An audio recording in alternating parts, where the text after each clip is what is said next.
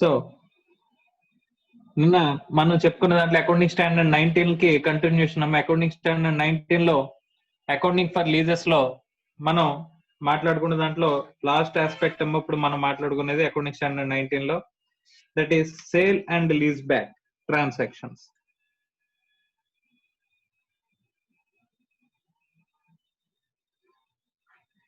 So what is sale and lease back? ఇప్పుడు ఏ అనే ఒక వ్యక్తి ఉన్నాడు, వాడు ఏం చేశాడంటే వాడి దగ్గర ఒక అసెట్ ఉంది. ఓకే, ఈ అసెట్ ని వీడికి ఒక లంసమ్మగా ఒక అమౌంట్ అర్జెంట్ గా అవసరం వచ్చింది అనుకుందాం. సో వీడు బ్యాంక్ వెళ్తే లోన్ ఇవ్వలేదు, వీడు ఎగ్జిస్టింగ్ లిమిట్స్ ఉన్నాయని చెప్పేసి, లేకపోతే వీడికి ఎలిజిబిలిటీ లేదని సమ్ ఏం చేశారంటే వీడికి మనకి ఏమన్నారు, బ్యాంక్ లోన్ ఇవ్వనన్నారు. సపోజ్ అనుకుందాం ఫండ్స్ రిక్వైర్మెంట్ ఉంది, వీడేంటంటే లంసమ్ అమౌంట్ కావాలి అనుకున్నప్పుడు వీడేం చేశాడంటే కనుక ఒక అసెట్ ని, ఈ అసెట్ ని బికి సేల్ చేసేసాడంట. ఈ అసెట్ ని ఏం చేశాడు, బికి సేల్ చేస్తాడు. సార్ ఇక్కడ అసెట్ కనుక సేల్ చేసేస్తే మెయిన్ అసెట్ అంతా కూడా ఈ బిజినెస్ అంతా కూడా ఈ అసెట్ మీద బేస్ అయ్యి ఉంటదంట. బిజినెస్ అంతా కూడా based on this asset. Okay right. So ఇప్పుడు ఏంటంటే ఈ సేల్ చేసేస్తే వీడికి ఏమొస్తుంది, ఏకి లంసమ్ అమౌంట్ వచ్చేస్తుంది. అసెట్ ని సేల్ చేస్తాడు కాబట్టి లంసమ్ అమౌంట్ వస్తుంది. వీడి నీడ్స్ ఏవైతే ఉన్నాయో వాడు సాటిస్ఫై చేసుకోవచ్చు. సో కానీ వీడి బిజినెస్ రన్ అవ్వాలి కదా. ఫస్ట్ ఆఫ్ ఆల్ ఈ బిజినెస్ రన్ అవ్వాలి అని చెప్పేసి అంటే కనుక ఈ అసెట్ ని బికి సేల్ చేసేసి మళ్ళీ బి దగ్గర నుంచి ఏం తీసుకుంటాడంట, లీజ్ కి తీసుకుంటాడంట. ఏం తీసుకుంటాడమ్మా, ఈ లీజ్ కి తీసుకుంటాడు. అంటే ఇక్కడ ఏం జరుగుతుందంటే కనుక ఆన్ పేపర్ సేల్ జరుగుతుంది. చెప్పాలంటే రియల్ గా మాట్లాడుకుంటే ఆన్ పేపర్ సేల్ అనేది జరుగుతుంది. అసెట్ ఏమో బికి సేల్ చేసేస్తాడు, బి దగ్గర నుంచి మళ్ళీ ఏం తీసుకుంటాడు, ఏం లీజ్ కి తీసుకుంటాడంట.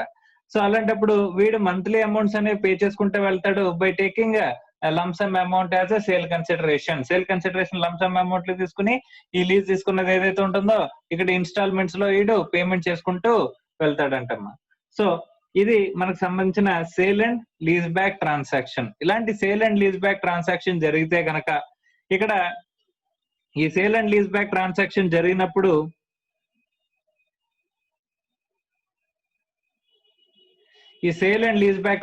జరిగినప్పుడు మన బుక్స్ లో అకౌంటింగ్ అనేది ఎలా చేయాలి, అకౌంటింగ్ ట్రీట్మెంట్ అనేది డిస్కస్ చేస్తా ఉంటప్పుడు మనం రైట్. సో ఫస్ట్ అమ్మా బై వే ఆఫ్ ఇక్కడ లీజ్ అంటే సేల్ అండ్ లీజ్ బ్యాక్ చేసినప్పుడు సేల్ చేసిన తర్వాత సేల్ అండ్ లీజ్ బ్యాక్, మళ్ళీ లీజ్ బ్యాక్ చేసినప్పుడు ఈ లీజ్ అనేది ఎలాంటి లీజ్ అవ్వచ్చు అంటే ఏదర్ ఆపరేటింగ్ లీజ్ అవ్వచ్చు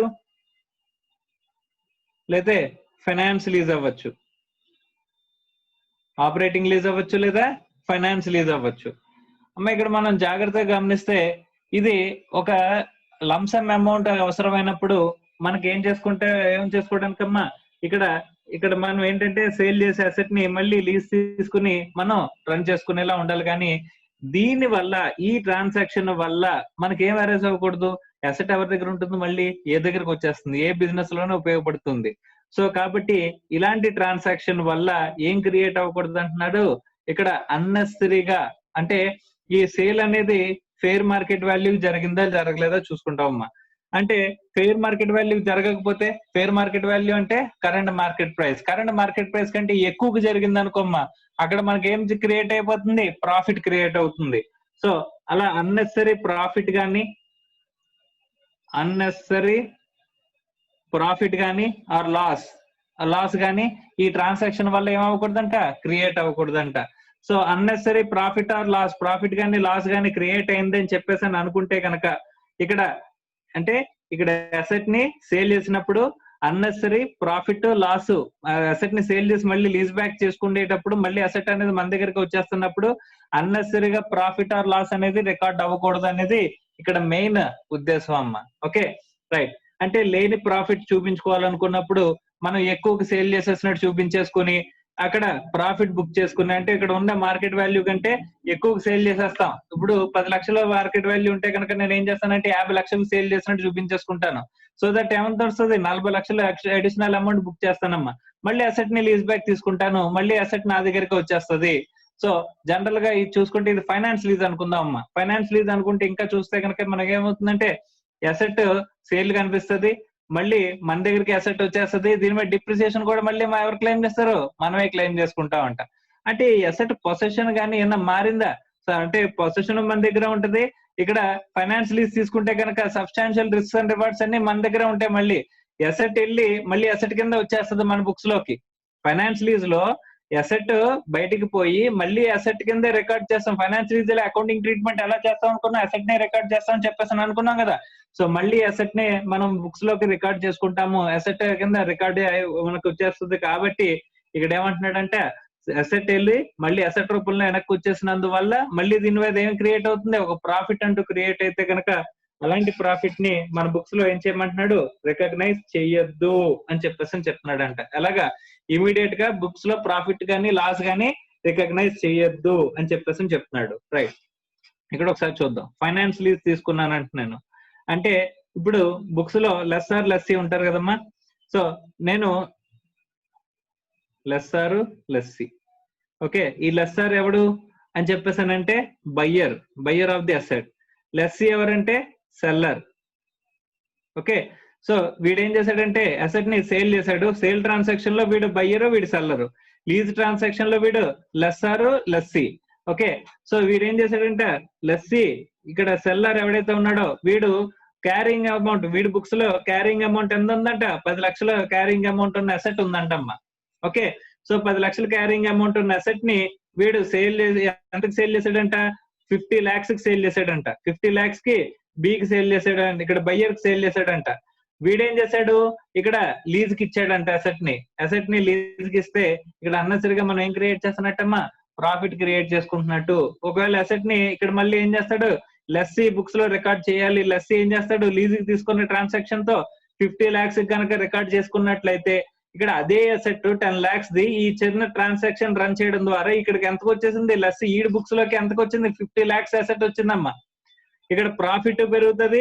తర్వాత ఏమవుతుంది, ఇక్కడ లెస్సీ బుక్స్ లో 50 lakhs కి అసెట్ కనిపిస్తుంది. డిప్రిసియేషన్ కూడా దేని మీద వస్తుంది, ఈ 50 lakhs మీద మనకి డిప్రిసియేషన్ అనేది వస్తుందమ్మా.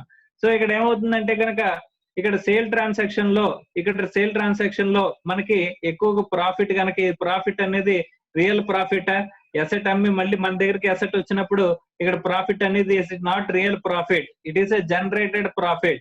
సో కాబట్టి ఇక్కడ ఏం చెప్తాడు అని చెప్పేసాను అంటే కనుక ఫైనాన్స్ లీజ్ ట్రాన్సాక్షన్ లో ఇక్కడ అకౌంటింగ్ ట్రీట్మెంట్ చెప్పేటప్పుడు ఏం చెప్తాడంటే కనుక any profit or loss of sale proceeds over the carrying amount. ఎవడైతే సేల్ చేశాడో వాడికే మళ్ళీ అసెట్ లీజ్ తీసుకుంటున్నాడు కాబట్టి ఆడి బుక్స్ లో ఫైనాన్స్ లీజ్ ప్రకారం ఏం చేస్తాం, అసెట్ రికార్డ్ చేస్తాం. వీడే డిప్రిసియేషన్ అనేది క్లెయిమ్ చేసుకోగలుగుతాడు. Any profit or loss of the sale proceeds over carrying amount ఏమన్నా ఉన్నట్లయితే should not B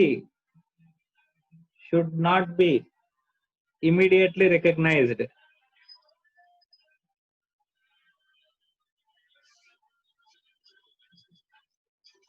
as profit or loss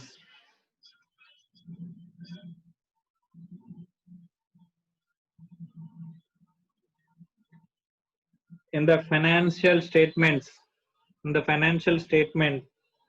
of ఎవరమ్మా, సెల్లర్ లెస్సీ బుక్స్ లో మనం ఏం చేయకూడదంటే should not recognise profit or loss అని చెప్పేసి అని చెప్తున్నాడు అమ్మా. ప్రాఫిట్ ఆర్ లాస్ ని రికగ్నైజ్ చేయకూడదు అని చెప్పేసి అని అంటున్నాడు అమ్మా. ఇమీడియట్ గా రికగ్నైజ్ చేయకూడదు అంటున్నాడు. మరి ఏం చేయాలంట, it should be deferred and అమోర్టైజ్డ్.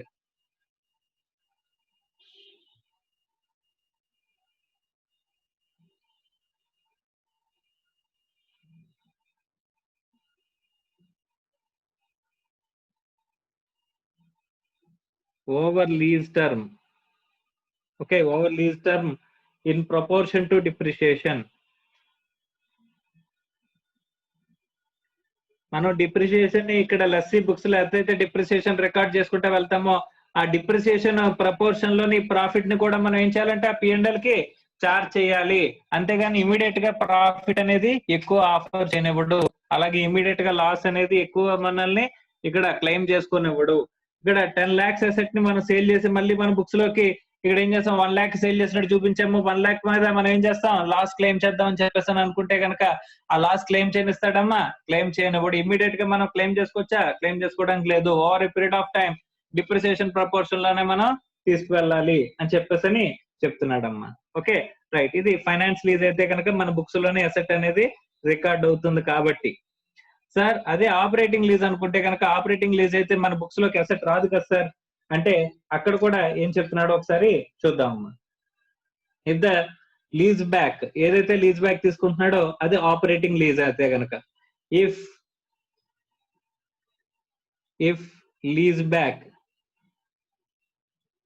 Is, if the lease back is operating lease, if the lease back is finance lease. Finance lease అనుకుంటే కనుక వేరే అసెట్ మన బుక్స్ లోకి అసెట్ కింద వస్తుంది కాబట్టి ఇక్కడ ఏదైతే ప్రాఫిట్ ఆర్ లాస్ ఉంటుందో ఆ ప్రాఫిట్ ఆర్ లాస్ ని ఇమీడియట్ గా రికగ్నైజ్ చేయనివ్వట్లేదమ్మా. ఓకే, అదే ఆపరేటింగ్ లీజ్ అనుకుంటే కనుక ఇక్కడ ఆపరేటింగ్ లీజ్ లో మనకి ఏం చెప్తాడు అంటే కనుక ఇక్కడ ఫెయిర్ మార్కెట్ వాల్యూ ట్రాన్సాక్షన్ జరిగిందా లేదా అని చెప్పేసి చూస్తాడమ్మా.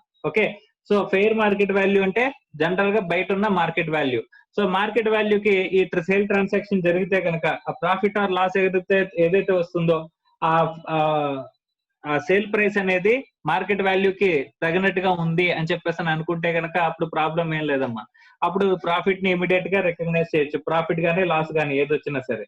అదే మార్కెట్ వాల్యూ కంటే ట్రాన్సాక్షన్ అనేది మనం చేసిన ట్రాన్సాక్షన్ కానీ అనేది తక్కువ గానీ ఎక్కువ గానీ ఉంటే అప్పుడు ప్రాబ్లం అంట. రైట్. ఫస్ట్ అంటే ఇక్కడ అన్నెసరీగా మనల్ని ఏం చేయనివ్వట్లేదమ్మా, ప్రాఫిట్ గానీ లాస్ గానీ book చేయనివ్వట్లేదు.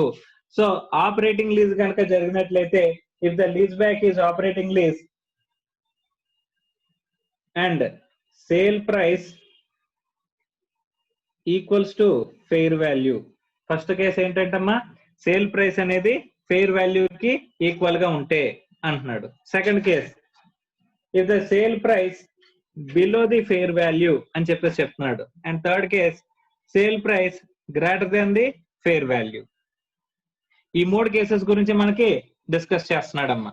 Okay right. So selling price అనేది ఫెయిర్ వాల్యూకి ఈక్వల్ గా ఉంటే ఒకలాగా, సెల్లింగ్ ప్రైస్ అనేది ఫెయిర్ వాల్యూ కంటే తక్కువ ఉంటే ఒక అకౌంటింగ్ ట్రీట్మెంట్ మారుతుంది. అంటే జనరల్ గా ఏంటంటే మార్కెట్ వాల్యూకి ట్రాన్సాక్షన్ చేస్తే కనుక అసెట్ కి ఏదైతే ఉంటుందో ఆ అసెట్ కి మార్కెట్ వాల్యూ ట్రాన్సాక్షన్ చేస్తే ప్రాబ్లం ఏం లేదమ్మా, అది రియల్ ట్రాన్సాక్షన్ అన్నట్టే లెక్క. కానీ సెల్లింగ్ ప్రైస్ కంటే ఇక్కడ మార్కెట్ వాల్యూని తక్కువ చూపిస్తున్నా, ఇక్కడ మార్కెట్ వాల్యూని ఇక్కడ మనం ఏం చేస్తున్నాడు, సెల్లింగ్ ప్రైస్ అనేది ఎక్కువ చూపిస్తున్నాడు మార్కెట్ వాల్యూ కంటే. ఈ రెండు ట్రాన్సాక్షన్ లోని ఏంటి ఒక బోగస్ ప్రాఫిట్ గానీ బోగస్ లాస్ గానీ మనకి క్రియేట్ చేయాలనే రాంగ్ ఇంటెన్షన్స్ అనేవి ఉండే అవకాశం ఉంటది. సో అలాంటి వాటిని రాంగ్ ప్రాఫిట్ కానీ రాంగ్ లాస్ కానీ, లాస్ లేని లాస్ కింద చూపించుకోవడం, లాస్ క్లెయిమ్ చేసుకోవడానికి ట్రాన్సాక్షన్ రన్ చేయడం, లేదా మళ్ళీ ప్రాఫిట్ ని బుక్ చేసుకోవడానికి ట్రాన్సాక్షన్ ని రన్ చేయడం అనేది చేయనివ్వకూడదు అని చెప్పేసి ఈ అకౌంటింగ్ స్టాండర్డ్ యొక్క మెయిన్ ఉద్దేశం అమ్మ. సో అకౌంటింగ్ స్టాండర్డ్ ఈ sale and lease back transactions point యొక్క మెయిన్ ఉద్దేశం. సో ఇక్కడ సేల్ ప్రైస్ అనేది మార్కెట్ వాల్యూ కనుక ఈక్వల్ గా ఉంటే కనుక it's a genuine transaction. General గా ఏం చేసుకుని ఇస్తారమ్మా, ఇక్కడ ప్రాఫిట్ ఆర్ లాస్ ఏదైనా వస్తే కనుక profit or loss can be recognised immediately.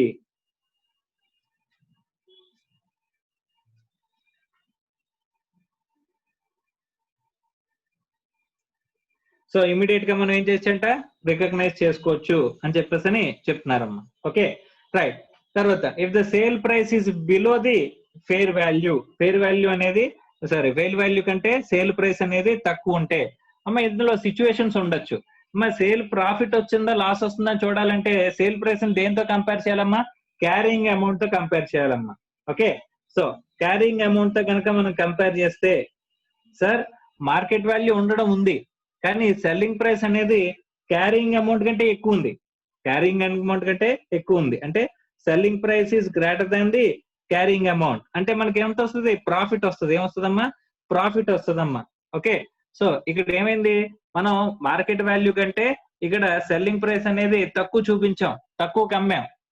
అంటే what we need to create, ఇక్కడ ఏం క్రియేట్ చేద్దామని చెప్పేసి అనుకుంటున్నాం, లాస్ క్రియేట్ చేసుకుందాం అనుకుంటున్నాం. కానీ ఇక్కడ ఏమైంది, ఇక్కడ క్యారింగ్ అమౌంట్ అనేది సెల్లింగ్ ప్రైస్ అనేది క్యారింగ్ అమౌంట్ కంటే ఎక్కువే ఉంది. కాబట్టి ఇక్కడ ఏం చేస్తున్నామంటమ్మా, ప్రాఫిట్ వస్తుంది. ఈ ప్రాఫిట్ ని ఏం చేయమంటున్నాడమ్మా, ఇక్కడ రికగ్నైజ్ ఇమీడియట్లీ.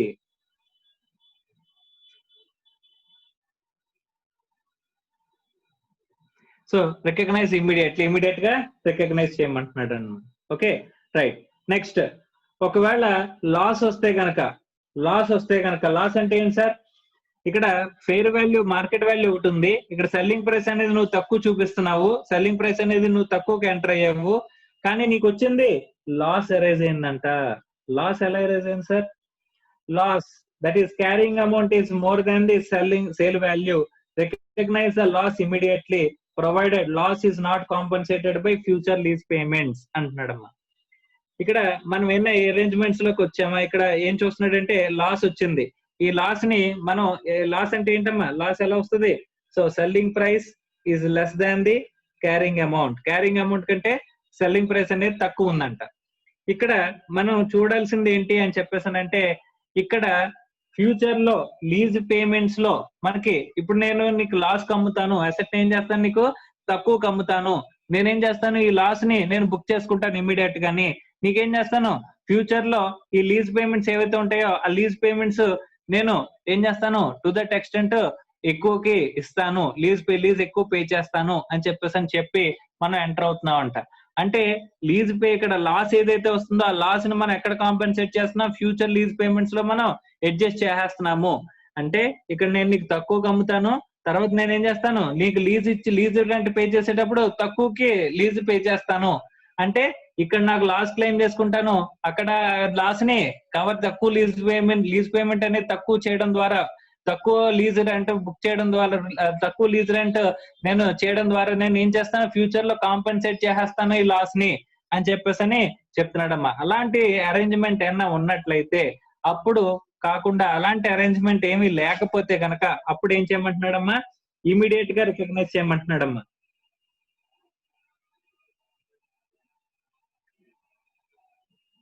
Immediately recognise. అదే లాస్ వచ్చింది, లాస్ ఎలా వచ్చింది, selling price is less than the carrying amount, selling price is less than carrying amount, కానీ ఇక్కడేంటి not compensated in future lease payment.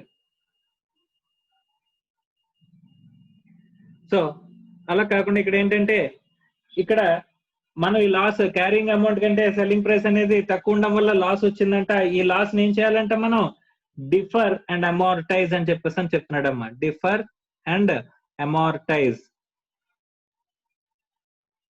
Sir defer and amortise ఎందుకు defer and amortise అని చెప్పేసానంటే కనుక, it is compensated in by future lease payments, because it is compensated. ఈ loss ఏం చేస్తున్నారంట, compensated. ఎలా కాంపెన్సేట్ చేస్తున్నారంట, in future lease payments. Future lease payments నేను తగ్గించేస్తాను అని చెప్పేసి ఇప్పుడు నువ్వు నా తక్కువకి అసెట్ ఇక్కడ అమ్ముతున్నట్టు చూపిస్తాను, నీకు అలాగే లీజ్ రెంట్ కూడా నేను ఏం చేస్తాను, ఫ్యూచర్ లో తక్కువ వాల్యూకి నేను లీజ్ అనేది పే చేస్తాను అని చెప్పేసి చెప్తున్నారంట. అలాగా కాంపెన్సేట్ అవుతుంటే కనుక, ఆ లాస్ కాంపెన్సేట్ అయిపోతుంటే కనుక ఫ్యూచర్ లీజ్ పేమెంట్స్ లో ఆ లాస్ ఏం చేయమంటున్నాడు, డిఫర్ అండ్ అమార్టైజ్ అని చెప్తున్నాడు. ఇమీడియట్ గా నువ్వు బుక్స్ లో రికగ్నైజ్ చేయొచ్చు, ఎందుకంటే ఇది బాగస్ లాస్. ఎందుకంటే ఇప్పుడు ఇమీడియట్ గా లాస్ ఎక్కువ క్లెయిమ్ చేసేసుకుని ఫ్యూచర్ లో దాన్ని నువ్వు అడ్జస్ట్ చేసుకుంటున్నావు అంటే కనుక అది కరెక్ట్ ట్రాన్సాక్షన్ కాదు. అలాంటి ట్రాన్సాక్షన్స్ నేను చెప్తున్నాడు, అలాంటి లాస్ ని డిఫర్ అండ్ అమార్టైజ్ చేయమంటున్నాడు. అలా లాస్ అనేది కాంపెన్సేట్ అవ్వట్లేదు అనుకుంటే కనుక, ఫ్యూచర్ లీజ్ పేమెంట్స్ లో అదేమీ కాంపెన్సేట్ అవ్వట్లేదు అనుకుంటే కనుక లాస్ ని ఏమంటే చేయమంటున్నాడమ్మా, ఇమీడియట్ గా రికగ్నైజ్ చేయమంటున్నాడు. రైట్. ఎక్కడ కనుక క్యారింగ్ అమౌంట్ కంటే సెల్లింగ్ ప్రైస్ అనేది ఎక్కువ ఉంది, ఫేర్ వాల్యూ కంటే ఫస్ట్ చెక్ చేసుకోవాల్సిన కండిషన్ ఏంటంటే ఫేర్ వాల్యూ కంటే ఎక్కువ ఉందా తక్కువ ఉందా అనేది మనం చూడాలి. సో ఫేర్ వాల్యూ కంటే తక్కువ ఉంది అని చెప్పేసాను అనుకుంటే కనుక, అప్పుడు మనకి క్యారింగ్ అమౌంట్ కంటే ఎక్కువ ఉండి ప్రాఫిట్ వచ్చిందంటే కనుక అప్పుడు మనం ఏం చేయాలంటమ్మా, ఇమీడియట్ గా రికగ్నైజ్ చేయాలని చెప్పేసి చెప్తున్నారు. Okay right. సో ఇక్కడ సెల్లింగ్ ప్రైస్ అనేది లెస్ దాన్ ఫేర్ వాల్యూ ఉంటే కనుక మనం చూసామమ్మా. అదే సెల్లింగ్ ప్రైస్ అనేది గ్రేటర్ దాన్ ఫేర్ వాల్యూ ఉన్నట్లయితే అనేది ఇప్పుడు ఒకసారి చూద్దాం. సో లీజ్ అనేది ఏంటి?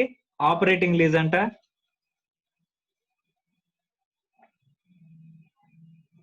సో ఆపరేటింగ్ లీజ్ అయ్యి ఆపరేటింగ్ లీజ్ తో పాటుగా ఇంకేటైంది అక్కడ సెల్లింగ్ ప్రైస్ అనేది గ్రేటర్ దాన్ ఫేర్ వాల్యూ. అంటే ఇక్కడ వచ్చిన సెల్లింగ్ ప్రైస్ అనేది ఫేర్ వాల్యూ కంటే ఎక్కువ చూపిస్తున్నాం. అంటే కూడా మనం ఏం చేద్దాం అనుకుంటున్నాం? ప్రాఫిట్ బుక్ చేద్దాం అని చెప్పేసి అనుకుంటున్నాం. Our wrong intention is that we need to create profit. అదే ఇక్కడ మనం చూసినట్లయితే మార్కెట్ వాల్యూ కంటే నువ్వు తక్కువ అమ్మావు అంటే కనుక నువ్వేం క్రియేట్ చేద్దాం అనుకుంటున్నావు? లాస్ క్రియేట్ చేద్దాం అనుకుంటున్నావు. అందుకనే లాస్ కనుక ఫ్యూచర్ లో కనుక కాంపెన్సేట్ అవుతుంది అనుకుంటే కనుక అప్పుడు ఏం చేయమంటున్నారు? డిఫర్ అండ్ అమార్టైజ్ అంటున్నారు. అంటే by looking in to the selling price is less than the fair value, మనం ఏం చేస్తున్నాం అంట? సెల్లింగ్ ప్రైస్ అనేది ఫేర్ వాల్యూ కంటే తక్కువ ఉన్నది అని చెప్పేసి కనుక మనం చూసినట్లయితే అనుకున్నట్లయితే selling price is less than fair value అంటే దీని ప్రైమరీ ఇంటెన్షన్ ఏంటమ్మా? We want to book a loss. ఉన్న మార్కెట్ వాల్యూ కంటే తక్కువ కనుక మనం సెల్లింగ్ ప్రైస్ పెట్టామంటే కనుక మనం ఏం చేద్దాం అనుకుంటున్నట్టు? లాస్ ని మన our intention is to create loss. అలాంటప్పుడు ఆ లాస్ కనుక క్రియేట్ చేస్తున్నట్లయితే లాస్ వచ్చే సిచ్యువేషన్స్ లోనే ఇక్కడ జడ్జిమెంట్ చెప్తున్నాడు. లాస్ వచ్చే సిచ్యువేషన్ లో ఏం చెప్తున్నాడు? If it is compensated by future lease payments then defer and amortise అంటున్నాడు. అలా కాదు, అది దానివల్ల ఫ్యూచర్ లీజ్ పేమెంట్స్ లో ఏమీ ఇంపాక్ట్ ఉండదు, కాంపెన్సేట్ అవ్వదు అని చెప్పేసి అనుకుంటే కనుక ఆ లాస్ ని ఇమీడియట్ గా రికగ్నైజ్ చేసేయండి అని చెప్పేసి చెప్తున్నాడు అమ్మా. అంటే by virtue of this intention చూడండి, ఇంటెన్షన్ చూస్తే selling price is less than the fair value అంటే we want to create loss. అదే ఇక్కడ చూస్తే కనుక selling price is greater than the fair value, అదే సెల్లింగ్ ప్రైస్ అనేది ఫేర్ వాల్యూ కంటే ఎక్కువ ఉంది అని చెప్పేసి అనుకుంటే కనుక what we need to create?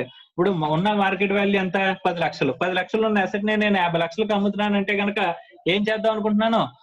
I want to create profit ని క్రియేట్ చేద్దాం అని చెప్పేసి అనుకుంటున్నానంట. సో అలా ప్రాఫిట్ ని క్రియేట్ చేద్దాం అనుకుంటే కనుక అన్నెసరీ ప్రాఫిట్ ని నేను రికగ్నైజ్ చేద్దాం అని అనుకుంటే కనుక వీళ్ళు రెస్ట్రిక్ట్ చేస్తారంట. ఎలా రెస్ట్రిక్ట్ చేస్తారో మనం చూద్దామమ్మా. Okay, if the carrying amount is equals to fair value, అదే అక్కడ carrying amount equals to fair value అయితే గనక క్యారింగ్ అమౌంట్ అనేది ఫేర్ వాల్యూకి ఈక్వల్ అవుతుంది అని చెప్పేసి అనుకుంటే కనుక ఇక్కడ మనకి ఫేర్ వాల్యూ క్యారింగ్ అమౌంట్ అనేది ఫేర్ వాల్యూకి ఈక్వల్ అయితే కనుక మనకి ఏమొస్తుంది? ఇక్కడ సెల్లింగ్ ప్రైస్ అనేది ఎక్కువ ఉంటది, ఫేర్ వాల్యూ అనేది క్యారింగ్ ప్రైస్ కి ఈక్వల్ అయింది కాబట్టి ఇక్కడ మనకి ఏమొస్తుందమ్మా? ప్రాఫిట్ వస్తుంది. ఏమొస్తుంది? ప్రాఫిట్ అనేది వస్తుంది. అంటే మన దగ్గర ఉన్న క్యారింగ్ అసెట్ వాల్యూ కంటే క్యారింగ్ అసెట్ ఫేర్ వాల్యూకి ఈక్వల్ అవుతుంటే ఆ ఫేర్ వాల్యూ కంటే ఎక్కువ అమ్మేస్తున్నావు నువ్వు అంటే నువ్వు want to create unnecessary profit. అలాంటప్పుడు దీన్ని ఏం చేయమంటున్నాడు? ఇమీడియట్ గా రికగ్నైజ్ చేయమంటున్నాడా? ఇమీడియట్ గా రికగ్నైజ్ చేయనివ్వట్లేదు మీ బుక్స్ లో. ఏం చేయమంటున్నాడు? వీ షుడ్ ఈ ప్రాఫిట్ ఏదైతే వచ్చిందో ఆ ప్రాఫిట్ ని ఏం చేయమంటున్నాడమ్మా? Amortise over the life of the lease period. So lease period ఏదైతే ఉంటుందో ఆ లీజ్ పీరియడ్ కి అమార్టైజ్ చేయమంటున్నాడు. మొత్తం లీజ్ పీరియడ్ కి కవర్ అయ్యేలాగా ప్రాఫిట్ ని అమార్టైజ్ చేయమంటున్నాడు. ఇమీడియట్ గా రికగ్నైజ్ చేయొద్దు అని చెప్పేసి చెప్తున్నాడు అమ్మా.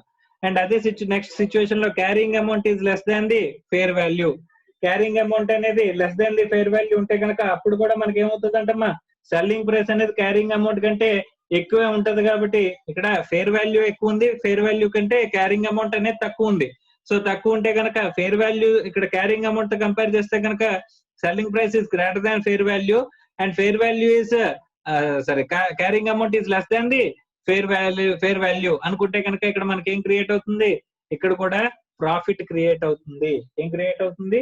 ప్రాఫిట్ క్రియేట్ అవుతుంది. Amortise and defer the profit equals to sale price. అంటే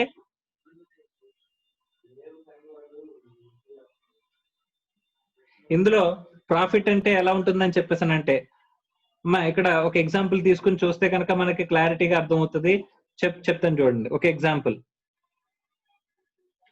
ఇప్పుడు ఫెయిర్ వాల్యూ 10 lakhs ఉన్న అసెట్ అంట. అసెట్ ఎంత ఉంది? ఫెయిర్ వాల్యూ 10 lakhs ఉందంట. ఓకే, సో సెల్లింగ్ ప్రైస్ ఎంత ఉందంట? 15 lakhs ఉందంట.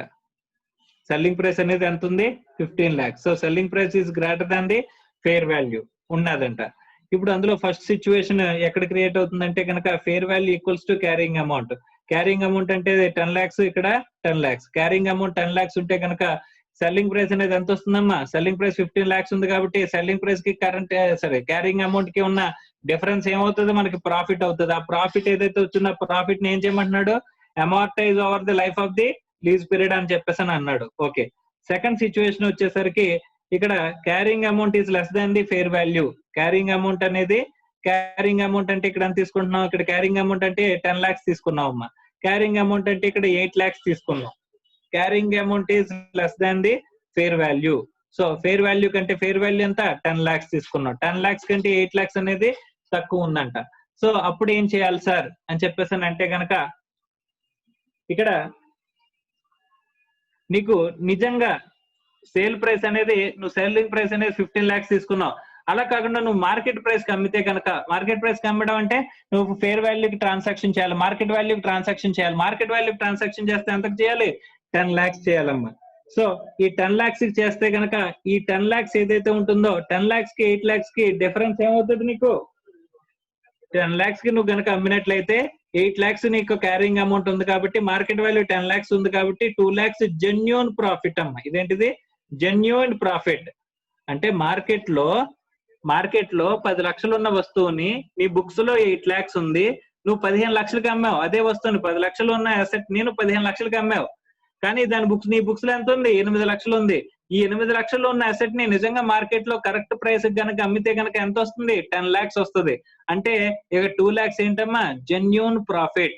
సో ఆ జెన్యూన్ ప్రాఫిట్ ఏదైతే ఉంటుందో, జెన్యూన్ ప్రాఫిట్ అంటే so fair value minus carrying amount. So fair value minus carrying amount ఏదైతే ఉంటుందో ఆ fair value minus carrying amount ని మనం ఏం చేయాలంట? Recognise this profit immediately.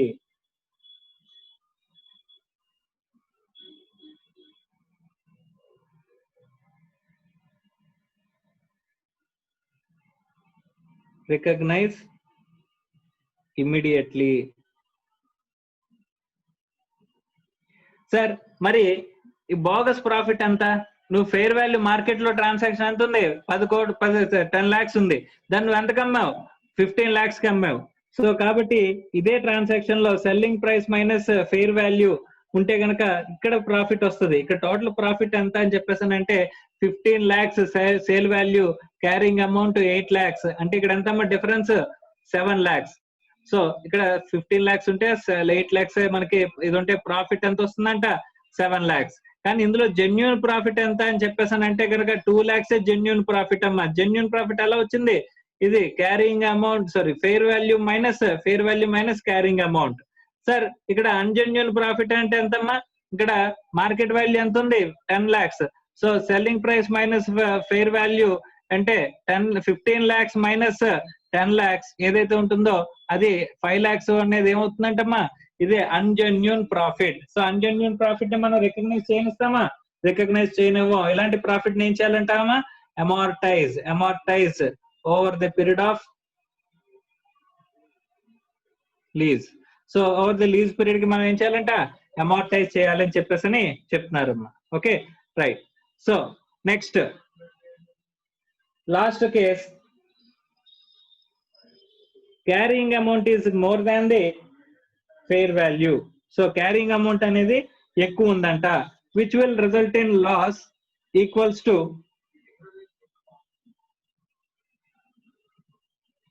ఇక్కడ లాస్ వస్తే కనుక లాస్ ఎందుకు వస్తుందమ్మా?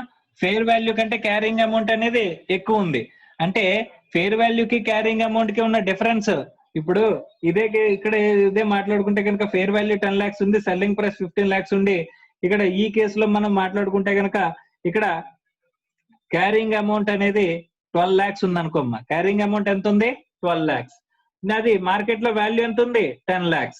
సో నువ్వు ఎంతకు అమ్ముతున్నావు? Selling price 15 lakhs. ఇలాంటి సిచ్యువేషన్ అనుకోమ్మా. ఓకే, ఇలాంటి సిచ్యువేషన్ లో ఇక్కడ ఏం జరుగుతుందంటే కనుక క్యారింగ్ అమౌంట్ ఎంత? 12 lakhs. ఫేర్ వాల్యూ ఎంత?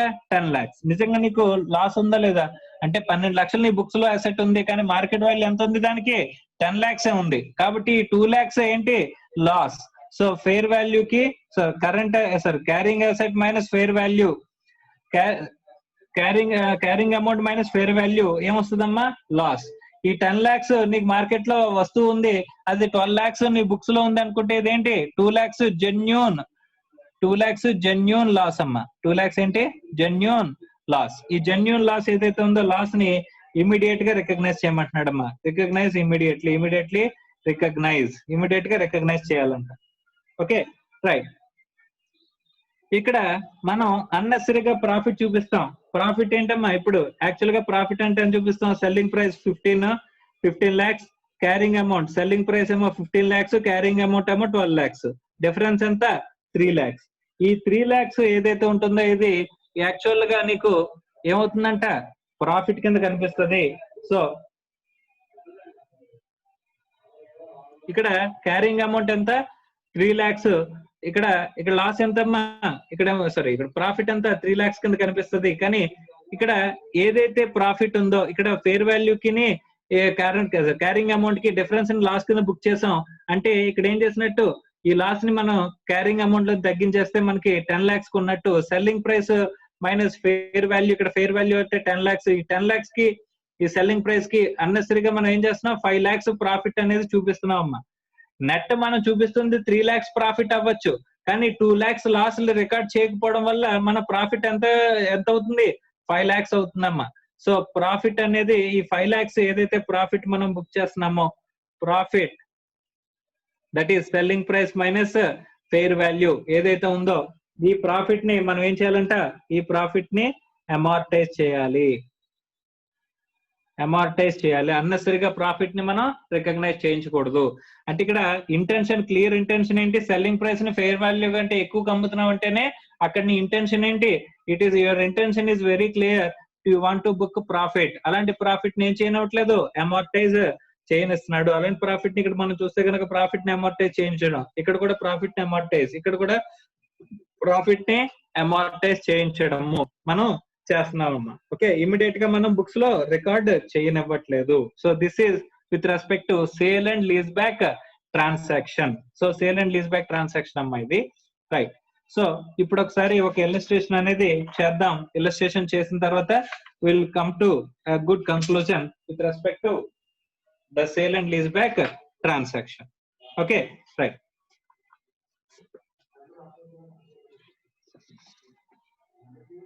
So first case page number 324 లో మీకు చెప్పాడమ్మా.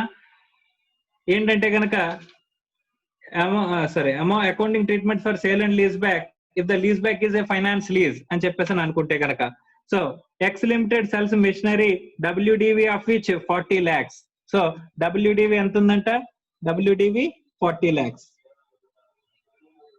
ఓకే, ఫర్ 50 lakhs ఎంత అమ్ముతున్నాడంట? 40 lakhs WDV ఉన్న అసెట్ ని సెల్లింగ్ ప్రైస్ ఎంత? 50 lakhs కి సేల్ చేస్తున్నాడంట. Okay right.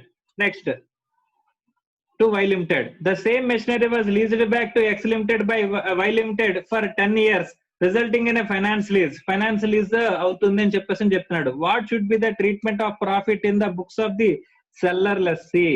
X Limited లో ఇక్కడ ఎలా ట్రీట్మెంట్ ప్రాఫిట్ ని ట్రీట్ చేస్తామని చెప్పేసి అంటున్నాడమ్మా. అమ్మా ఇక్కడ మన బుక్స్ లో క్యారింగ్ అమౌంట్ ఎంత? 40 lakhs ఉంది. 40 lakhs ఉన్న అసెట్ ఇప్పుడు మనం సేల్ చేసేది ఎంతకి? 50 lakhs కి సేల్ చేస్తున్నాం. ఓకే, అది మళ్ళీ ఏమవుతుంది? మన బుక్స్ లోకి అసెట్ కింద వచ్చేస్తుంది. మన బుక్స్ లోకి ఏమవుతుంది? అసెట్ కింద వస్తుంది. మళ్ళీ ఎవరు డిప్రిసియేషన్ క్లెయిమ్ చేసుకుంటారు? ఎక్స్ లిమిటెడ్ డిప్రిసియేషన్ క్లెయిమ్ చేసుకుంటారు, ఎందుకంటే ఇది ఫైనాన్స్ లీజ్ కాబట్టి. సో అసెట్ పొజిషన్ మారిందా? పొజిషన్ ఎక్స్ లిమిటెడ్, ఇంత ముందు ఎక్స్ లిమిటెడ్ దగ్గర ఉండే అసెట్ ఓకే వై లిమిటెడ్ దగ్గరికి మనం సేల్ చేసినట్టు పేపర్ మీద చూపించాం, మళ్ళీ లీజ్ తీసుకున్నట్టు చూపించాం. ఇక్కడ పొసెషన్ అయినా మారిందా? అసెట్ అనేది ఎక్స్ లిమిటెడ్ దగ్గరే ఉంటుంది. ఎక్స్ లిమిటెడ్ కి substantial rights, risks and rewards అనేవి ఫైనాన్స్ లీజ్ కాబట్టి ఎక్స్ లిమిటెడ్ దగ్గర ఉంటది కాబట్టి మళ్ళీ ఎక్స్ లిమిటెడ్ బుక్స్ లోనే మనం అసెట్ కింద రికార్డ్ చేస్తాం. సో ఎక్స్ లిమిటెడ్ దగ్గర అసెట్ కింద రికార్డ్ చేస్తున్నప్పుడు, ఎక్స్ లిమిటెడ్ దగ్గర అక్కడ అసెట్ ఉన్నప్పుడు, డిప్రిసియేషన్ కూడా ఎక్స్ లిమిటెడ్ దగ్గర అవుతున్నప్పుడు ఈ ట్రాన్సాక్షన్ ఎందుకు రికార్డ్ చేయాలి? అన్నెసరిగా ట్రాన్సాక్షన్ ఏంటి? 40 lakhs ఉన్న అసెట్ ని 50 lakhs కి సేల్ చేస్తున్నట్టు అక్కడ మనం ప్రాఫిట్ ఎందుకు బుక్ చేయాలి? అంటే గనక ఇదేంటిది బోగస్ ట్రాన్సాక్షన్. సో అలాంటప్పుడు ఏం చేస్తాడంట? So selling price minus carrying amount అంటే ఎంత? 10 lakhs. 50 lakhs మైనస్ 40 lakhs ఎంత? 10 lakhs. ఇదేంటిది ప్రాఫిట్. ఈ ప్రాఫిట్ ఏం చేయాలంటే మనం అమార్టైజ్ చేయాలి. సో అమార్టైజ్ చేయమంటున్నాడమ్మా. Okay right. చూడు, so profit of 10 lakhs on sale of machinery X Limited should not be immediately recognized in the books. Rather than it should be deferred and amortized over the 10 years in proportion to depreciation amount charged by X Limited on the machinery. అంటే ఇక్కడ ఏం చేస్తాం, amortize over in line with depreciation. In line with depreciation ఏం చేయాలి, అమార్టైజ్ చేయాలి. మనం depreciation claim చేసుకుంటాం, ఒక పక్క ఈ అమార్టైజింగ్ ప్రాఫిట్ ని బుక్ చేసుకుంటాం. అటు ఈ సేమ్ ప్రపోర్షన్ లో వెళ్ళాలి అని చెప్పేసి చెప్తున్నాడు. కానీ ఇమీడియట్ గా ప్రాఫిట్ రికగ్నైజ్ చేయొచ్చా? Profit should not be recognised immediately. Okay, ఇది ఫైనాన్స్ లీజ్ అయితే. తర్వాత ఎగ్జాంపుల్ 2 చెప్తున్నాడు చూడమ్మా. ఎగ్జాంపుల్ 2 లో ఫైనాన్స్ లీజ్ కాదు, ఆపరేటింగ్ లీజ్ చూడండి. X limited sold machinery having WDV of 40 lakhs to Y limited for 50 lakhs. Okay, ఇక్కడ WDV క్యారింగ్ అమౌంట్ అని చెప్తున్నాడమ్మా. క్యారింగ్ అమౌంట్ ఎంత, 40 lakhs ఉన్న క్యారింగ్ అమౌంట్ ఉన్న అసెట్ ని మనం సెల్లింగ్ ప్రైస్ ఎంత అమ్ముతున్నామంట, 50 lakhs కి సేల్ చేస్తున్నామంట. Okay, the same machinery was leased back by Y limited to X limited. The lease back is operating lease. Operating lease అంటున్నాడమ్మా. ఇక్కడ సిచ్యువేషన్స్ ఇస్తున్నాడు. ఒక్కొక్క సిచ్యువేషన్ లో మనం ఇక్కడ ఈ థియరీని అప్లై చేసుకుంటూ వెళ్ళాం. సో ఫస్ట్ సిచ్యువేషన్ చూడండి. ఫస్ట్ సిచ్యువేషన్ ఏమంటున్నాడమ్మా, selling price of 50 lakhs is equal to fair value అని చెప్పేసి అని అంటున్నాడమ్మా. Selling price equal to fair value అని సిచ్యువేషన్ చెప్తున్నాడు. సో సెల్లింగ్ ప్రైస్ అనేది ఈక్వల్ టు ఫేర్ వాల్యూ ఉంటే కనుక మనం ఏం చెప్పుకున్నాం, సెల్లింగ్ ప్రైస్ అనేది ఫేర్ వాల్యూకి ఈక్వల్ గా ఉంది అని చెప్పేసి చెప్పాడమ్మా. ఇక్కడ ఆపరేటింగ్ లీజ్ అవ్వాలి, లీజ్ బ్యాక్ అనేది ఆపరేటింగ్ లీజ్ అయితే, సెల్లింగ్ ప్రైస్ అది ఈక్వల్ టు ఫేర్ వాల్యూ అయితే కనుక మనం ఏం చేస్తాం, ప్రాఫిట్ కా loss can be recognised immediate గా రికగ్నైజ్ చేసేయచ్చు. సో ఇక్కడ ఏమవుతుందంట, this will result in selling price అని చెప్పడమా 50 lakhs. So selling price equals to fair value equals to 50 lakhs అనుకుంటే కనుక అప్పుడు మనకి profit loss, selling price minus carrying amount equals to 10 lakhs. 10 lakhs ఏంటి మనకి ప్రాఫిట్. సో ప్రాఫిట్ నేను చేయమంటున్నాడు, రికగ్నైజ్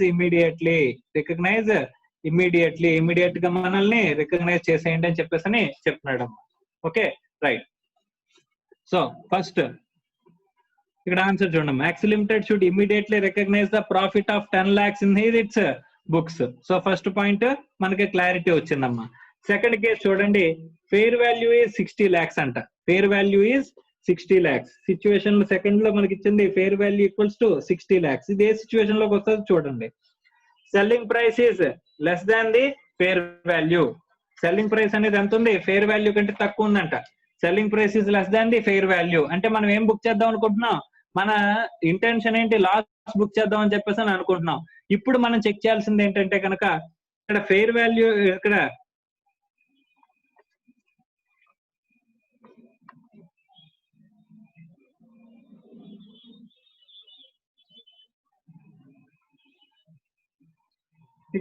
ఫేర్ వాల్యూ అనేది 60 lakhs ఉంది. అలాంటప్పుడు selling price is greater than the carrying amount అంటే ఎంతమ్మా, సెల్లింగ్ ప్రైస్ అనేది ఎక్కువ ఉంది, ఎంత 50 lakhs ఉంది. 50 lakhs ఎంతకంటే ఎక్కువ, గ్రేటర్ దాన్ 40 lakhs.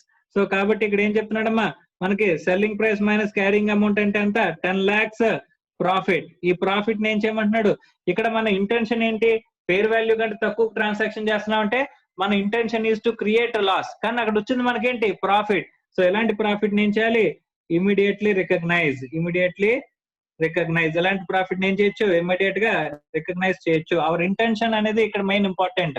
సో నువ్వు ఫేర్ వాల్యూ కంటే తక్కువకి ఎందుకు ట్రాన్సాక్షన్ చేసావు, సెల్లింగ్ ప్రైస్ అనేది ఫేర్ వాల్యూ కంటే తక్కువకి ఎందుకు ఉంది అని చెప్పేసానంటే intention is to create loss. అలాంటి సిచ్యువేషన్ లో కూడా ప్రాఫిట్ అరైజ్ అయితే నువ్వు ఏం చేయొచ్చు, ఇమీడియట్ గా రికగ్నైజ్ చేయొచ్చు అని చెప్పేసి చెప్తున్నాడు అమ్మా. థర్డ్ కేసు ఏంటి, థర్డ్ కేసు వచ్చేసరికి fair value is 45 lakhs and the sale price is 38 lakhs అని చెప్పేసి చెప్తున్నాడు అమ్మా. సో ఫేర్ వాల్యూ ఎంత, so fair value 45 lakhs, sale price ఎంత 38 lakhs.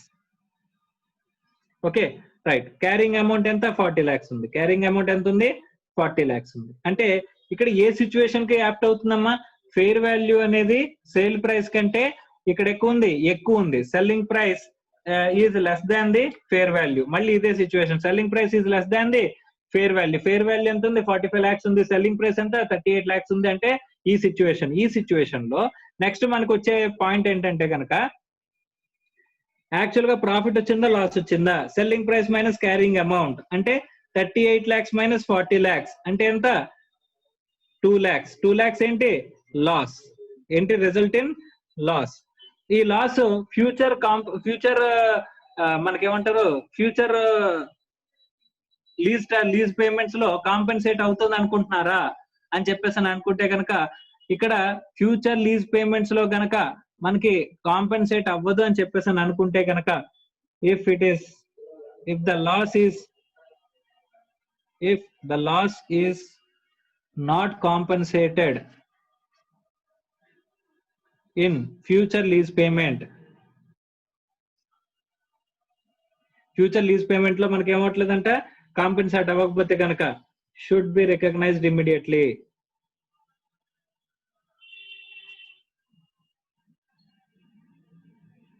ఇమీడియట్ గా రికగ్నైజ్ చేసేయండి లాస్ ని అని చెప్పేసి చెప్తున్నాడు. Next fourth situation D. ఇక్కడ ఏం చెప్తున్నాడు? Fair value 40 lakhs, selling price 50 lakhs. Fair value 40 lakhs, selling price 50 lakhs. Okay, next carrying amount ఎంత? 40 lakhs. ఇప్పుడు మనం ఏం చేద్దాం అనుకుంటున్నామా? ఫెయిర్ వాల్యూ కంటే ఎక్కువ ట్రాన్సాక్షన్ చేస్తున్నాం అంట. సెల్లింగ్ ప్రైస్ అనేది ఎంత ఉంది? 50 lakhs ఉంది. ఫెయిర్ వాల్యూ ఎంత ఉంది? 40 lakhs. అంటే ఇక్కడ 10 lakhs ఎక్సెస్ కి నువ్వేం చేస్తున్నావు? రిపోర్ట్ చేస్తున్నావు. సెల్లింగ్ ప్రైస్ అనేది 50 lakhs, ఫెయిర్ వాల్యూ అనేది 40 lakhs ఉంది. అంటే ఇక్కడ సెల్లింగ్ ప్రైస్ అనేది ఫెయిర్ వాల్యూ కంటే ఎంత ఉంది? ఎక్కువ ఉంది. అంటే నువ్వేం చేస్తున్నట్టు ప్రాఫిట్ క్రియేట్ చేద్దాం అని చెప్పేసి అనుకుంటున్నావు. కానీ ఇక్కడ చూసుకుంటే కనుక carrying amount equals to fair value ఉంది. అంటే మార్కెట్ వాల్యూకే మనకి ఇక్కడ ఏముందంట, ఇక్కడ మార్కెట్ వాల్యూ మన బుక్స్ లో కరెంట్ అసెట్ గా క్యారింగ్ అమౌంట్ కింద ఉంది. ఇక్కడ ఏంటంటే carrying amount equals to fair value ఉంది. కానీ ఉన్న అసెట్ కంటే వాల్యూ కంటే నువ్వు ఎక్కువ ట్రాన్స్ఫర్ చేస్తావు. అంటే ఇక్కడ ఏం చేద్దాం అనుకుంటున్నావు? ప్రాఫిట్ బుక్ చేద్దాం అనుకుంటున్నావు. సో ప్రాఫిట్ ని అన్నెసరీగా బుక్ చేద్దాం అని చెప్పేసి నువ్వు అనుకుంటున్నావు. కాబట్టి ఈ ప్రాఫిట్ ఎంత? 10 lakhs. ఈ ప్రాఫిట్ 10 lakhs ని నువ్వేం చేయాలి? Should be అమార్టైజ్డ్. సో ఎక్కడికి వస్తుందమ్మా ఇది కేసు అని చెప్పేసి అనుకుంటే కనుక, so selling price greater than the fair value and carrying amount equals to fair value అనుకుంటే కనుక ప్రాఫిట్ వస్తుంది. అలాంటి ప్రాఫిట్ ని ఏం చేయమంటున్నాడు? Amortise over the life of the lease period అంటున్నాడు అమ్మా. Okay, amortise over the lease period. Okay, right.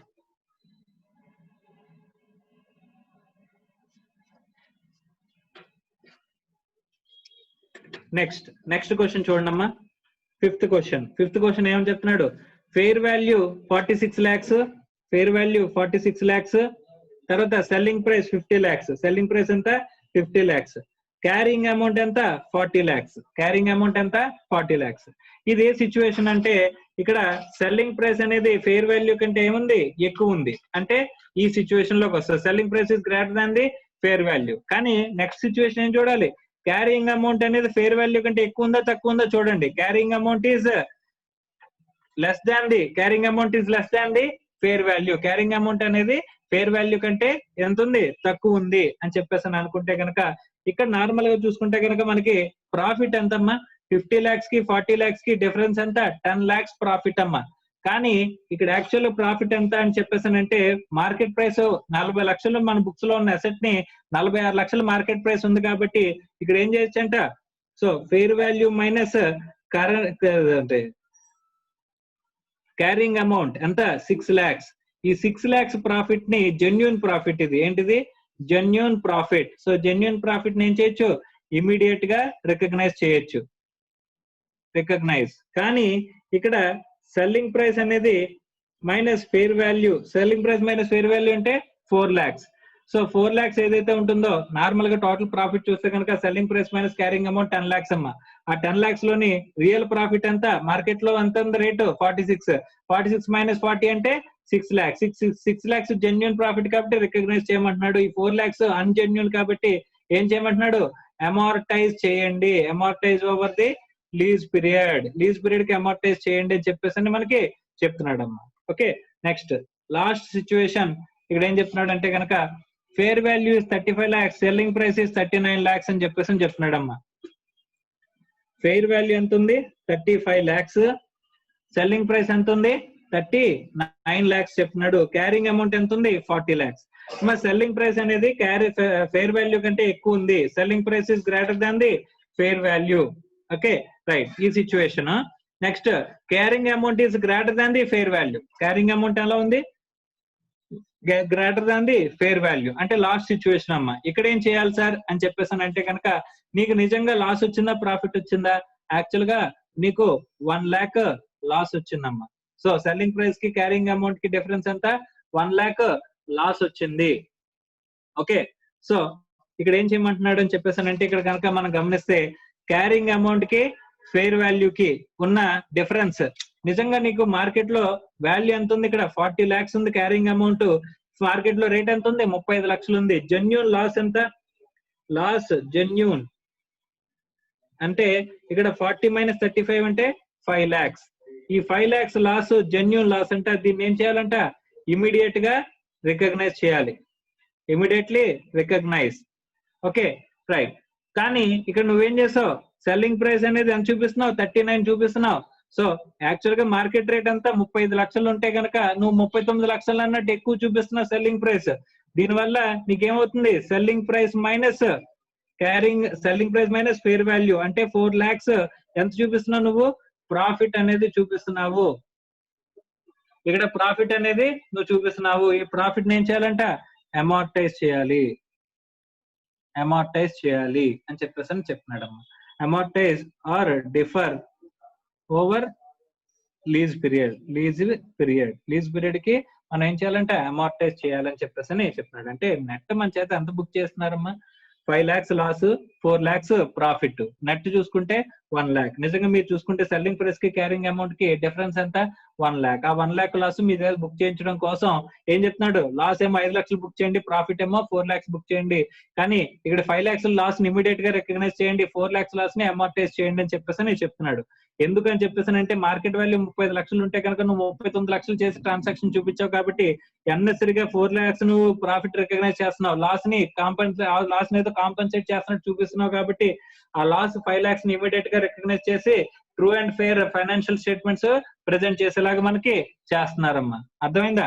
So ఇది sale and lease back transaction. అమ్మా.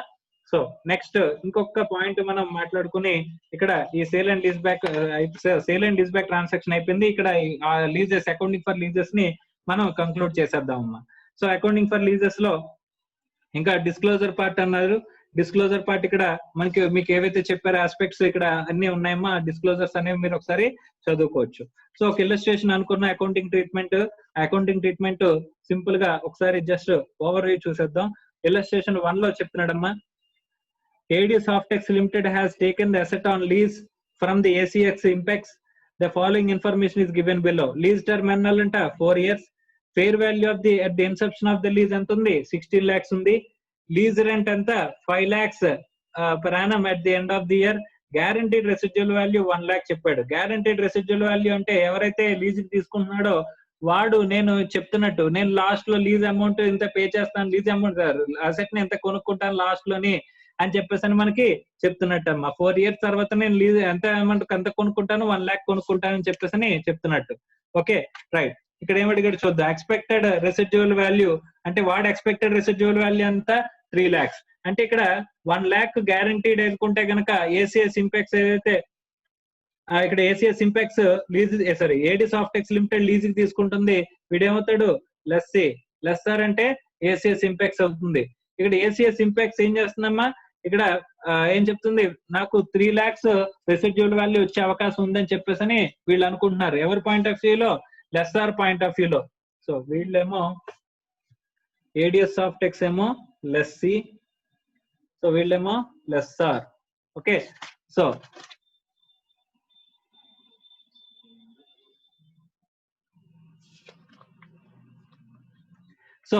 ఇక్కడ ఇక్కడ ఏమనుకుంటున్నాడంటే ఎక్స్పెక్టెడ్ రెసిడ్యువల్ వాల్యూ ఎంత, ఇక్కడ లెస్సర్ ఏమనుకుంటున్నాడు, లీజ్ కి ఇచ్చేవాడు నాకు 3 లక్షల గ్యారెంటీ రెసిడ్యువల్ వాల్యూ వచ్చే అవకాశం ఉంది అంటున్నాడు. కానీ వీడు అక్కడ గ్యారెంటీ రెసిడ్యువల్ వాల్యూ ఎంత 1 లాక్ చెప్తున్నాడు. అంటే ఇక్కడ మినిమం లీజ్ పేమెంట్స్ అంటే ఎవ్రీ ఇయర్ 5 lakhs చొప్పున అండ్ 1 lakh ఇక్కడ రెసిడ్యువల్ వాల్యూ. ఎవరి పాయింట్ ఆఫ్ వ్యూలో, లెస్సీ పాయింట్ ఆఫ్ వ్యూలో ఏడీ సాఫ్టెక్స్ లిమిటెడ్ అని చెప్తుంది నేను 1 lakh ఇస్తాను అంటుంది. కానీ ఏసీఎస్ ఇంపాక్ట్స్ లిమిటెడ్ లెస్సర్ ఏమనుకుంటున్నాడమ్మా, లెస్సర్ అనుకుంటున్నాడమ్మా ఇక్కడ నాకు 3 lakhs వస్తుంది అని చెప్పేసి అని అనుకుంటున్నాడు. అంటే అన్గ్యారెంటీడ్ ఎంత ఉంది, ఇక్కడ 2 lakhs ఉంది. అంటే ఎవరి పాయింట్ ఆఫ్ వ్యూలో, లెస్సీ పాయింట్ ఆఫ్ వ్యూలో చేసేటప్పుడు 1 lakh కన్సిడర్ చేస్తాము రెసిడ్యువల్ వాల్యూ కింద. కానీ వీడి పాయింట్ ఆఫ్ వ్యూలో మనం బుక్స్ రాసేటప్పుడు మాత్రం ఇక్కడ 1 lakh guaranteed, 2 lakhs unguaranteed residual value మొత్తం కూడా మనం కన్సిడర్ చేయాలి. ఓకే, సో కాబట్టి ఇక్కడ చూడండి అమ్మా, first do the accounting in the books of lessee అంటున్నాడు. లెస్సీ బుక్స్ లో చేయమన్నప్పుడు, లెస్సీ బుక్స్ లో మనం చేసేటప్పుడు మినిమం లీజ్ పేమెంట్స్ ఇక్కడ వేసుకున్నప్పుడు ఇక్కడ ఓన్లీ ఏం కన్సిడర్ చేసాం, లెస్సీ పాయింట్ ఆఫ్ వ్యూలో లెస్సీ ఎంత గ్యారంటీ ఇస్తున్నాడో 1 lakh వరకే గ్యారంటీ ఇస్తున్నాడు. కాబట్టి లీజ్ పేమెంట్స్ ని మనం ఏం చేసాం, 1 lakh కన్సిడర్ చేసామంట. సో మనం ఎంతకు రికార్డ్ చేయాలి సార్ అసెట్ ని అని చెప్పేసి అనుకుంటే కనుక అమ్మా, ఇది ఫస్ట్ ఫైనాన్స్ లీజ్ అనుకుంటే కనుక మన బుక్స్ లో అసెట్ ని రికార్డ్ చేసేది ఎంతకు రికార్డ్ చేయాలి అని చెప్పేసి అనుకుంటే ఫెయిర్ వాల్యూ కానీ present value of the minimum lease payments కానీ విచ్ ఎవర్ ఈజ్ లెస్ అని చెప్పేసి మనం మాట్లాడుకున్నాం. ఇక్కడ ఫెయిర్ వాల్యూ ఎంత ఉంది, 16 lakhs ఉందని చెప్పేసి చెప్పాడు. So present value of the MLP అని చెప్పి ఇక్కడ ఇంప్లిసిట్ ఇంట్రెస్ట్ రేట్ అని ఇంట్రెస్ట్ రేట్ ఇచ్చాడు. ఇంట్రెస్ట్ రేట్ కి మనం ఏం చేస్తాం, డిస్కౌంట్ చేస్తాం. ఆ డిస్కౌంటింగ్ రేట్ తీసుకుని మనం ప్రెసెంట్ వాల్యూస్ కనుక్కుంటే present value of the lease payments ఏవైతే ఉన్నాయో ఇది కానీ, లేకపోతే ఇక్కడ fair value of the asset కానీ రెండిట్లో ఏది తక్కువ ఉంటే కనుక దానికి రికార్డ్ చేయాలని చెప్పేసి మనం అనుకున్నాం. 16 lakhs అసెట్ ఉంది ఇక్కడ ఫెయిర్ వాల్యూ, ఇక్కడేమో present value of the MLP 14,85,000 ఉంది. కాబట్టి ఎంతకు రికార్డ్ చేస్తాం, 14,85,000 కి మనం అసెట్ ని లయబిలిటీని రెండింటిని కూడా మనం బుక్స్ లో రికార్డ్ చేస్తామంట. సో తర్వాత ఏం చేయాలి, అపోర్షన్మెంట్ ఆఫ్ పేమెంట్. ఈ 5 lakhs మనం ఎవ్రీ మంత్ పే చేస్తున్న దాంట్లోంచి ఫైనాన్స్ ఛార్జ్, ఇంట్రెస్ట్ పోర్షన్ ని, ప్రిన్సిపల్ పోర్షన్ ని ఏం చేయమంటున్నాడు, బైఫర్కేట్ చేయమంటున్నాడు. ఆన్ ఎస్టిమేట్ ఇక్కడ ఒక స్ట్రక్చరల్ బేసిస్ లో 14,85,590 రూపాయలు మనం అవుట్ స్టాండింగ్ లైబిలిటీ కింద మన బుక్స్ లో రికార్డ్ చేసుకున్నట్లయితే అందులో మనం ఏం చేస్తామంట, సో ఫస్ట్ ఇయర్ పేమెంట్ ఇక్కడ 5 lakhs ఏదైతే ఉందో ఫస్ట్ ఇయర్ పేమెంట్ చేస్తుంది, ఫస్ట్ ఇయర్ పేమెంట్ చేస్తున్నాడమ్మా. ఫస్ట్ ఇయర్ పేమెంట్ లో ఇంట్రెస్ట్ ఛార్జ్ చేస్తున్నాడు. ఇంట్రెస్ట్ దేని మీద పడుతుంది, మనం టోటల్ లైబిలిటీ ఎంతైతే ఛార్జ్ చేస్తున్నామో దీని మీద 14.97% ఇంట్రెస్ట్ ఛార్జ్ చేస్తే కనుక ఇంట్రెస్ట్ అవుతుంది. సో ఆ ఇంట్రెస్ట్ అనేది తీసేస్తే 5 లక్షల నుంచి మిగిలింది ప్రిన్సిపల్ పోర్షన్. ఆ ప్రిన్సిపల్ పోర్షన్ తీసేస్తే ఇక్కడ ఫస్ట్ ఇయర్ అవుట్ స్టాండింగ్ అనేది వస్తుంది. ఇది టోటల్ అమౌంట్ నుంచి ఫస్ట్ ఇయర్ అవుట్ స్టాండింగ్ వస్తుంది. మనం ఏమనుకున్నాం, టోటల్ గా ఇన్స్టాల్మెంట్ ఏదైతే ఉంటుందో ఆ ఇన్స్టాల్మెంట్ ని 2 రకాలుగా బైఫర్కేట్ చేసుకోవాలి, ఫైనాన్స్ ఛార్జ్ కింద, తర్వాత ప్రిన్సిపల్ అమౌంట్ కింద. ప్రిన్సిపల్ అమౌంట్ ఏం చేస్తాం అనుకున్నాం, అసెట్ వాల్యూ సార్ లైబిలిటీ మనం ఏదైతే పే చేయాలనుకుంటున్నాం ఆ లైబిలిటీ నుంచి తగ్గించుకుంటూ వస్తామని చెప్పాం. అలాగే తగ్గించుకుంటూ వస్తున్నాడు. సో ఇక్కడ మనకి ఏం చేశాడు, బుక్స్ లో ఇక్కడ ఈ ఫైనాన్స్ ఛార్జ్ ఇంట్రెస్ట్ పోర్షన్ ని ఫైనాన్స్ ఛార్జ్ అని చెప్పేసి రాసాడు. మిగిలిన లీజ్ లైబిలిటీ మిగిలిన దాన్ని ఇక్కడ ఈ టోటల్ 5 lakhs లో ఇంట్రెస్ట్ పోర్షన్ ఫైనాన్స్ ఛార్జ్ అని పిఎండ్ఎల్ ఛార్జ్ చేస్తాము. ఈ ప్రిన్సిపల్ అమౌంట్ ఏమైతే ఉంటుందో దాన్ని ఏం చేస్తాం, అసెట్ వాల్యూకి తగ్గిస్తామని చెప్పేసి సార్ లైబిలిటీ వాల్యూకి తగ్గిస్తాం అనుకున్నాం. సో కాబట్టి లైబిలిటీకి ఎంత తీసుకెళ్తున్నాడమ్మా, టోటల్ లైబిలిటీ ఎంతకి రికార్డ్ చేశాడు, 14,85,590కి రికార్డ్ చేసి అందులోంచి 2,77,607 అనేది ఇక్కడ లీజ్ ప్రిన్సిపల్ పేమెంట్ కింద మనకి అడ్జస్ట్ చేసుకుంటూ వచ్చాడమ్మా. అలా ప్రిన్సిపల్ పోర్షన్ అంతటిని కూడా ఇక్కడ మనకి లైబిలిటీకి అడ్జస్ట్ చేసుకుంటూ వచ్చాడు. ఈ పిఎండ్ఎల్ కి ఈ ఫైనాన్స్ ఛార్జ్ ఏదైతే ఉందో ఇంట్రెస్ట్ పోర్షన్ ని, ఈ టోటల్ ఇన్స్టాల్మెంట్ లో ఇంట్రెస్ట్ పోర్షన్ ఏం చేశాడమ్మా, పిఎండ్ఎల్ కి ఛార్జ్ చేసుకుంటూ వెళ్ళాడు. So extract of the P and L profit and loss కి అడ్జస్ట్ చేసుకుంటూ వెళ్ళాడమ్మా. సో లీజ్ లైబిలిటీ ఇక్కడ అసెట్ ఏమో అసెట్ మీద డిప్రిసియేషన్ వీడి క్లెయిమ్ చేసుకుంటాడు, అలాగే లైబిలిటీ ఏమో బ్యాలెన్స్ షీట్ ఎక్స్ట్రాక్ట్ ఇచ్చాడు చూడండి. అసెట్ వైపు ఏమో ఇక్కడ ఎవ్రీ ఇయర్ డిప్రిసియేషన్ క్లెయిమ్ చేస్తున్నాడు అసెట్ మీద. ఇటువైపు చూసుకుంటే కనుక లైబిలిటీ ఉంటుంది. లైబిలిటీ ప్రిన్సిపల్ పోర్షన్ తీసేసిన తర్వాత లైబిలిటీని ఇలా కంటిన్యూ చేసుకుంటూ వస్తున్నాడమ్మా. ఓకే రైట్, ఇది మనకి ఎవరి బుక్స్ లో, లెస్సార్ బుక్స్ లో, సారీ లెస్సీ బుక్స్ లో. అదే లెస్సార్ బుక్స్ లో లీజ్ కి ఇచ్చిన వాడి బుక్స్ లో మనకి lease payments, minimum lease payments కి వచ్చేసరికి ఇక్కడ లాస్ట్ లో చూస్తే కనుక 4th year లో 3 lakhs కూడా కలిపి తీసుకున్నాడమ్మా. ఇది 3 lakhs అంటే ఏముంది, ఇక్కడ 5 lakhs plus 1 lakh guaranteed residual value plus 2 lakhs unguaranteed residual value. Sir 3 lakhs expected residual value కదా, అందులో 1 lakh గ్యారంటీడ్, ఇంకో 2 లక్షలు అన్గ్యారంటీడ్ అమ్మా. సో అన్గ్యారంటీడ్ ఎవరికి తెలుస్తుంది? లెస్సార్ లీజ్ కి ఇచ్చేవాడికి తెలుస్తుందమ్మా. నేను వీడికే కాదు ఎవరికైనా అమ్ముకుంటే కనుక 3 లక్షలు వచ్చేస్తాయి అనుకున్నప్పుడు ఆ amount unguaranteed residual value, guarantee residual రెండు కలిపి తీసుకుంటున్నాం అమ్మా. సో ఇక్కడ ఫెయిర్ వాల్యూ వచ్చేసరికి 16 lakhs, దీని ప్రెసెంట్ వాల్యూ వస్తే కనుక ప్రెసెంట్ వాల్యూ కూడా 16 lakhs. దీన్ని మనం ఎలా రికార్డ్ చేస్తాం? సేల్ చేసేసినట్టు రికగ్నైజ్ చేసేస్తాం. సేల్ మనం 16 lakhs కి రికగ్నైజ్ చేసేస్తాము. తర్వాత ఈ 16 lakhs మీద మనం రిసీవబుల్ రికగ్నైజ్ చూపించుకుంటాం. ఆ రిసీవబుల్ టోటల్ అమౌంట్ వచ్చిన దాంట్లోంచి ఫైనాన్స్ ఛార్జ్ కింద ఇక్కడ మనకి క్యాపిటల్ రికవరీ, డెటార్స్ రికవరీ కింద, రిసీవబుల్ రికవరీ కింద మనం చూపించుకుంటాం. సో ఎవ్రీ ఇయర్ వచ్చే అమౌంట్ ని రిసీవబుల్ రికవరీ చూపించుకుంటాం. ఈ ఇంట్రెస్ట్ పోర్షన్ ని మాత్రం మనం P&L కి చార్జ్ చేసుకుంటూ వెళ్తాము. So this is the accounting treatment with respect to lease transactions. Okay right. So మనం అనుకున్న ఫైనాన్స్ లీజ్ కి సంబంధించిన అకౌంటింగ్ ట్రీట్మెంట్ ఒకటి చూస్తాం అనుకున్నాం, అకౌంటింగ్ ట్రీట్మెంట్ అమ్మా. సో అలాగే ఆపరేటింగ్ లీజ్ అనుకుంటే కనుక వెరీ సింపుల్ ఆస్పెక్ట్. లెస్సార్ ఏం చేస్తాడంటే ఇన్కమ్ కింద చూపించుకుంటాడు, లెస్ ఏమో P&L ఎక్స్పెన్స్ కింద చూపించుకుంటాడు. ఇంకే అదర్ ఆస్పెక్ట్ ఇక్కడ మనకి అరైజ్ అవ్వదు. So this is with respect to accounting standard 19 for the leases అమ్మా. Okay right. సో ఏమైనా డౌట్స్ ఉంటే కనుక అడగచ్చు.